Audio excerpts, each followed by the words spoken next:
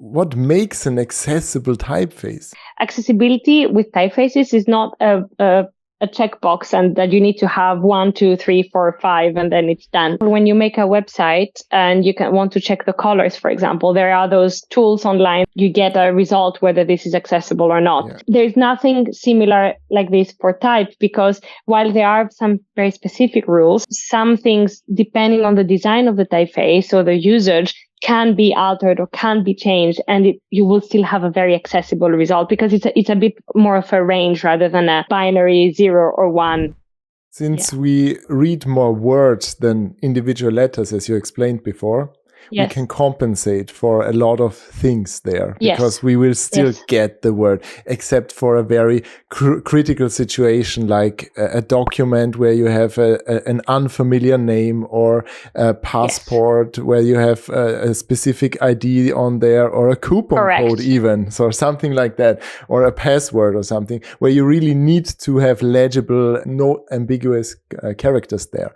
Absolutely. But when it comes to reading, we can mostly say that this will make it more pleasant to read, because we then can faster identify the characters, and also under more critical conditions, like not being able to see it as clearly. Exactly. I actually have an example that I quite like. What could it be? I love cow, says Mike Mai. I love cocoa cow, says Agnes. It's not clear, but once you see this, the answer does become clear. And I think it's exactly the point you're making, right? That if we use typefaces as a logo or a title, there is context that will fill in the gap very, very, very quickly for us. It does become extremely critical, as you said, if it's a passport, or I have an example which I love. So this was like the COVID test. And there was a top tip saying, if your barcode doesn't work, try to replace a 0 with an O or a 1 with an L. And I was like, isn't it impressive that they ask millions of people to do that? This is hilarious. I thought this is brilliant. It's not hilarious if you really want to get a result. It's sad. It's sad. Yeah. It's. I'm always also very nervous when I talk about accessibility. I don't want people to think that they cannot do exciting and expressive things anymore. They can and they should. It's just knowing when you can be expressive and you can, because the accessibility will be kind of filled in with the rest of the information that is there. So to kind of show some examples of what we need to consider there. But very often we hear that Arial is a very accessible typeface. Sadly, it is not, because if we look at, for example, the C, it closes quite a lot, right? So it can easily be confused with an O. So imagine you're running somewhere that you have a blurred vision. This gap is very, very small and very quickly is going to close. Equally, if you look at the A, the E, the S, they are so kind of packed with information that, again, if you were to blur this out, it would look like a circle with something with a bit in the middle.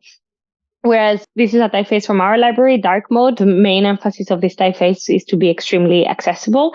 And what you'll see is that the C is very, very open. So as a result, no matter how much you push the boundaries and blur it, it will never close. And it will always instantly more quickly look like a C. And same for the A and the E and the S. You can see that everything is a lot more open. So overall, typefaces with letters that have features that are more open rather than grotesque typefaces like Arial are much better for accessibility than the top one.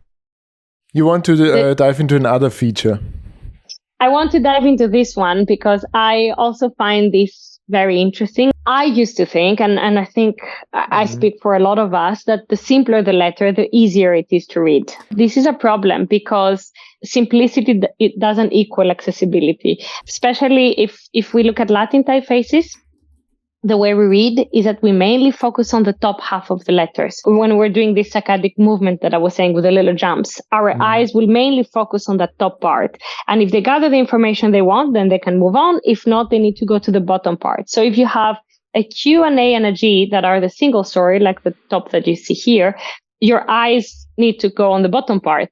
And therefore you slow down the reading speed. Whereas if you have the double story A and the double story G, you can see that you can instantly recognize what's there. You don't need the full information. It's very, very important to kind of not think that the simpler, the easier. In fact, when it comes to typefaces, some sense of granularity and change is very important between the letters, because it helps with the recognition, especially with the A, which is an extremely frequently used character. Imagine if every time you see an A, you have to be like, is that really an A or is it not? Feature. And of course, there are some others, like you do want your lowercase L's to have a little tail. You do want your F and your T not to be very narrow and, breathe a little bit more. But those would be like the key points, I would say. This was just a short part of my conversation with Eleni. If you want to see the rest, check it out here.